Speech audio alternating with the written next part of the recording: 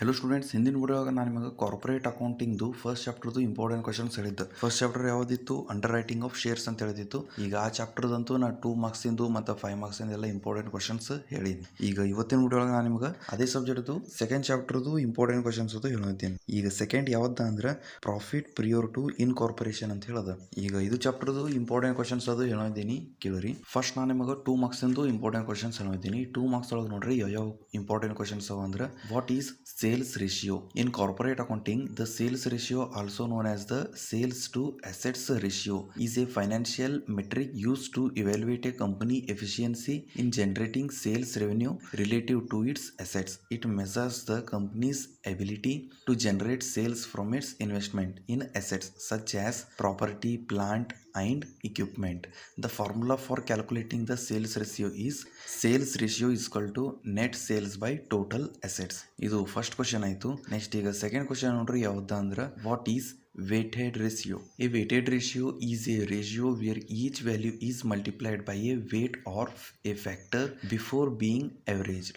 The weight represents the significance or importance of each value in the calculation of the ratio. Weighted ratio are commonly used in financial analysis to assess a company's financial performance and efficiency. Next question, what is incorporation? Incorporation is the process of legally forming a new corporation, which is a type of business entity that is separate from its owner. When a company incorporates, it becomes a legal entity that is separate from its owner or shareholders with its own legal rights and obligations. This means that the corporation can own property, enter into contracts, sue or be sued and pay taxes in its own name. Next ನೋಡ್ರಿ, ಇದೊಂದು ಸುಮ್ಮನೆ simple problem ಅದ. ನಾ ಇದು ಕೊಡಬಾರ್ದೇ ಆಗಿತ್ತು, ಸುಮ್ಮನೆ ಇದೊಂದು problem ಕೊಟ್ಟೇನಿ, ನೀವು ಇಲ್ಲಿ ನೋಡ್ಬೋದು. Simple problem on sales ratio ಅಂತ ಹೇಳ್ದ. Let's assume that A company has the following information for the year 2022. ಇಲ್ಲಿ ನೆಟ್ ಸೇಲ್ಸ್ ರೆವೆನ್ಯೂ ಕೊಟ್ಟಾರ, next cost of goods sold ಕೊಟ್ಟಾರ, ಗ್ರಾಸ್ ಪ್ರಾಫಿಟ್ ಕೊಟ್ಟಾರ.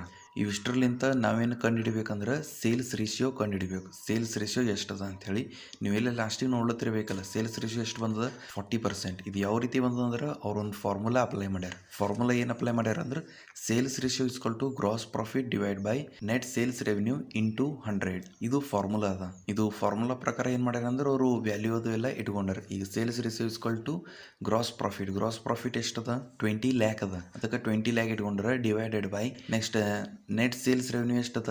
50 ಲ್ಯಾಕ್ ಅದ. 50 ಲ್ಯಾಕ್ ಇಟ್ಕೊಂಡ್ರಿ. ಈಗ 20 lakh divide by 50 lakh into 100 ಮಾಡ್ರಿ. ಎಷ್ಟಾಗ್ತದೆ ಅಂದ್ರೆ 40% ಆಗ್ತದೆ. ಇದು ಸೇಲ್ಸ್ ರೇಷಿಯೋ ಕ್ಯಾಲ್ಕುಲೇಟ್ ಮಾಡೋ ಸಲಿಂದ ಇದು ಫಾರ್ಮುಲಾ ಯೂಸ್ ಆಗ್ತದೆ. ನೋಡ್ರಿ, ಇವೆಲ್ಲ ಪ್ರಾಬ್ಲಮ್ಸ್ ಬಗ್ಗೆ ಅದು ನಾವು ನೆಕ್ಸ್ಟ್ ಬೇರೆ ವಿಡಿಯೋ ಒಳಗದು ಡಿಸ್ಕಸ್ ಮಾಡಮಿ. ಫಸ್ಟ್ ನಾನು ನಿಮಗೆ ಇವೆಲ್ಲ ಥಿಯರಿ ಕ್ವಶನ್ಸ್ ಅದು ಹೇಳ್ತೀನಿ ಚಾಪ್ಟರ್ ವೈಸ್.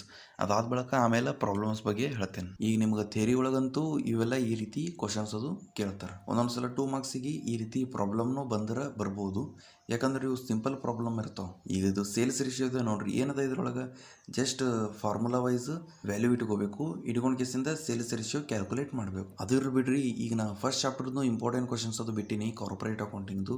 ಹಾಗೆ ಬಿಸ್ನೆಸ್ ಸ್ಟ್ಯಾಟಿಸ್ಟಿಕ್ಸ್ ಅಂತ ಹೇಳೋದಲ್ಲ, ಆ ಸಬ್ಜೆಕ್ಟ್ದು ಇಂಪಾರ್ಟೆಂಟ್ ಕ್ವಶನ್ಸ್ ಅದು ಬಿಟ್ಟಿನಿ. ನೀವು ಅವೆಲ್ಲ ವಿಡಿಯೋಸ್ ತೆಳಗೆ ಡಿಸ್ಕ್ರಿಪ್ಷನ್ ಒಳಗೆ ಲಿಂಕ್ ಅದು ಕೊಟ್ಟಿರ್ತೀನಿಲ್ಲ, ನೀವು ಅಲ್ಲಿ ಕ್ಲಿಕ್ ಮಾಡೋದಂದ್ರೆ ನೋಡ್ಬೋದು.